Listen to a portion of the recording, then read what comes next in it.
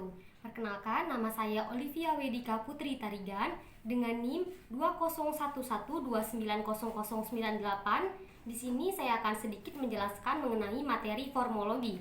Selamat menyaksikan. Baiklah, langsung saja di sini saya akan menjelaskan mengenai jenis-jenis morfem. Yang pertama, saya akan menjelaskan tentang jenis-jenis morfem berdasarkan bentuknya. Satu, yaitu ada morfem bebas.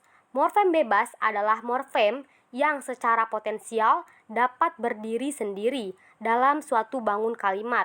Misalnya, saya, duduk, kursi. Morfem-morfem tersebut bisa berdiri sendiri tanpa harus digabung dengan morfem lain.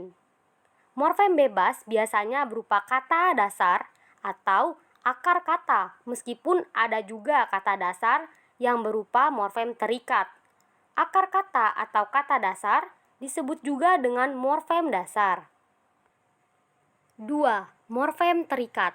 Morfem terikat yaitu morfem yang tidak bisa berdiri sendiri dan yang selalu terikat dengan morfem lain untuk membentuk ujaran. Misalnya ber, meng, kan. Morfem-morfem tersebut harus terikat dengan morfem lain agar bisa berdiri dalam sebuah kalimat. Misalnya berteduh, menganalisa, dan sebutkan.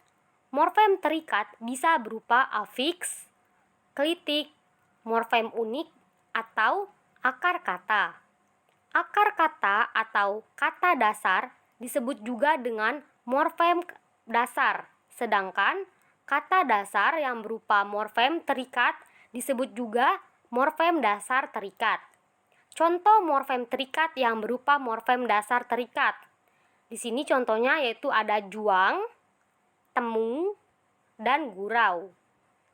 Selanjutnya, saya akan menjelaskan tentang jenis-jenis morfem berdasarkan keutuhannya. 1. Morfem utuh. Morfem utuh adalah morfem yang susunannya utuh atau tidak terbagi. Contoh, lari, pergi, angkat, lantai. Morfem-morfem tersebut utuh susunannya dan tidak terbagi atau terpisah. 2. Morfem terbagi.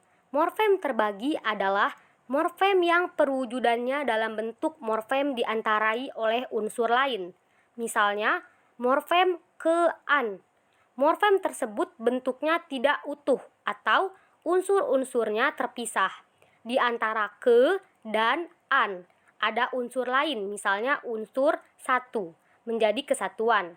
Ke dan an pada ke-an adalah satu morfem meskipun terpisah. Selanjutnya saya akan menjelaskan tentang jenis-jenis morfem berdasarkan maknanya. 1. Morfem bermakna leksikal. Morfem bermakna leksikal adalah morfem yang mempunyai makna leksikal.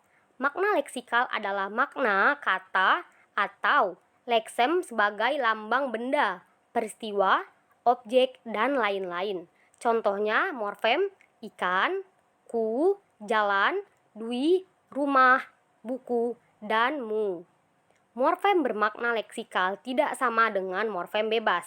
Morfem bermakna leksikal bisa berbentuk morfem bebas, bisa juga berbentuk morfem terikat. Morfem dui termasuk morfem terikat karena harus digabung dengan morfem lain. Misalnya, dui bahasa. Morfem dui juga termasuk morfem bermakna leksikal karena morfem dui mempunyai makna leksikal yaitu dua. 2. Morfem tidak bermakna leksikal. Morfem tidak bermakna leksikal adalah morfem yang tidak mempunyai makna leksikal tetapi mempunyai makna gramatikal. Makna gramatikal adalah makna yang muncul sebagai akibat hubungan antara unsur-unsur gramatikal dalam satuan gramatikal yang lebih besar. Misalnya, hubungan morfem dengan morfem dalam kata, kata dan kata lain dalam frasa atau klausa, frasa dan frasa dalam klausa atau kalimat. Contoh morfem bermakna leksikal berupa afiks seperti mi, di, ter, ber. Bisa pula berupa partikel seperti dari, ke, dan, wah.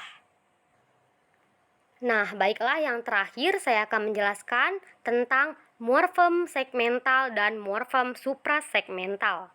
1. Morfem segmental. Morfem segmental ini adalah morfem yang terjadi dari fonem segmental atau dapat dibagi. Contoh, morfem meja. Bunyi morfem tersebut dapat dibagi menjadi meja atau MEJA. 2. Morfem suprasegmental. Morfem suprasegmental ini adalah morfem yang terjadi dari fonem suprasegmental. Fonem suprasegmental adalah satuan bunyi yang berupa tekanan, nada, atau jeda yang fonemis. Morfem suprasegmental tidak ada ya dalam bahasa Indonesia. Sekian materi jenis-jenis morfem yang dapat saya sampaikan. Terima kasih. Wassalamualaikum warahmatullahi wabarakatuh.